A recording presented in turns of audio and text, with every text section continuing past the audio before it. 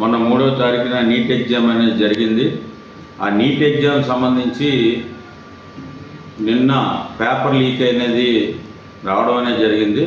ప్రధానంగా NEET exam గురించి ఇప్పుడు ఎక్కడైతే వీళ్ళు ప్రైవేటు కాలేజీస్ ఏవైతే ఉన్నాయో లక్షలాది రూపాయలు అనేది ఫీజు చెల్లించి ఈరోజు రాత్రి పగలు చదువుకొని నీట్ ఎగ్జామ్ రాసిన తర్వాత డాక్టర్ సీటు వస్తుందనే ఆలోచనతో ఎగ్జామ్ రాస్తే ఈరోజు ఆ పేపర్ లీక్ అనేది ఇది కొత్త ఏం కాదు. కేంద్రంలో బీజేపీ ప్రభుత్వం వచ్చి 11 సంవత్సరాలు అవుతుంది. నేటికి ఇంచుమించు పేపర్ లీక్ అనేది 80 సార్లు లీక్ అయింది. దానికి సంబంధించి 48 సార్లు అది మళ్ళీ కండక్ట్ చేయడం అనేది జరిగింది.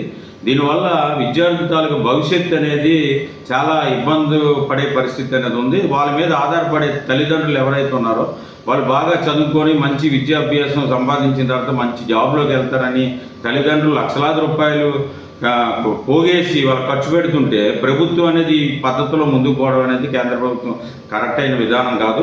దీన్ని జాతీయ స్థాయిలో ఒకే దీన్ని అనేది నీటి ఎగ్జామ్ అనేది కేంద్ర ప్రభుత్వం తీసుకొచ్చింది. కేంద్ర విద్యాశాఖ మంత్రి ఎవరైతే ఉన్నారో బేషరతుగా మీరు దీన్ని బాధ్యత వహించి వెంటనే మీరు రాజీనామా చేయాలని సిపిఐగా డిమాండ్ చేస్తారు.